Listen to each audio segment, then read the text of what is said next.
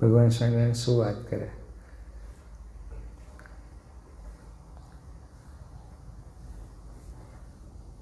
સમુદ્રમાં જેટલું જળ છે એટલું માનું ધાવણ ધાવ્યા છે.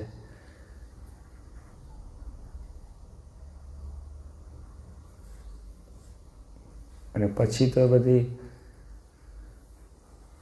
અતિ કરી છે.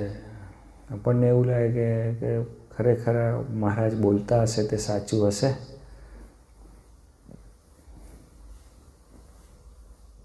તેટલું ધાવણ ધાવ્યા હોય તો કેટલી માતાઓ કરી હોય, અને એટલી માતા કરી હોય તો કેટલા જન્મારા થયા હોય,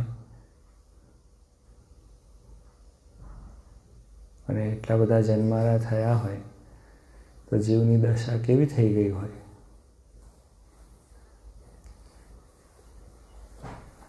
અને એમાં પાછો મનુષ્ય જન્મ મળ્યો, એમાં પ્રાપ્તિ થઈ, ભગવાન ઓળખાયા, સાધુ ઓળખાયા.